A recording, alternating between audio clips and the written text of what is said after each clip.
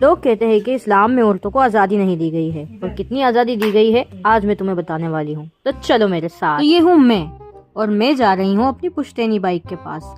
तो ये पुश्तैनी बाइक हमारे अब्बा जी ने हमको दे रखी है, और इसी पुश्तैनी बाइक से हम अपनी आज़ादी का स्वाद चखते हैं।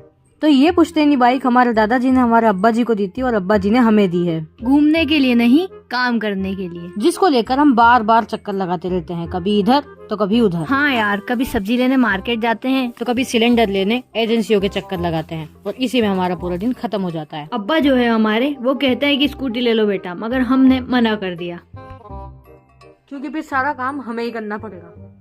हमारे लिए तो बाइक ही बेटर है। कम से कम पापा इस डर से हमें ज्यादा बाहर नहीं भेजेंगे कि हम किसी को दबा दुबू न दें। थोड़े दिन बाद मेरी बहन की शादी होने वाली है, लेकिन इसे इस बात का जरा भी घमंड नहीं है, और मैं इससे बिल्कुल दुखी नहीं, क्योंकि एक बात मुझे अच्छी तरह से पता है, एक दिन तो सबको अलग होना है। मैं बुर्का पहनकर जब बाइक चलाती हूँ तो मुझे कोई नहीं पहचानता। और ये क्या, साइड में तुम्हें मेरी पुप्पो दिख रही होगी, तो झाड़ू निकालती निकालती बाहर आ गई, जबकि मैंने इनसे कहा था कि थोड़ी देर रुक जाओ, बाद में निकाल लेना, पहले मैं शूट कर लूँ।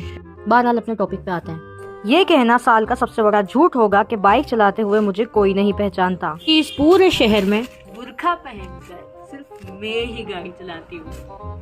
तो क्या अब तुम समझ गए कि इस्लाम में औरतों को कितनी आज़ादी दी गई है? अब जो औरतें इससे ज्यादा आजादी मांगती हैं, वो आज़ादी नहीं, बेहयाई मांगती है।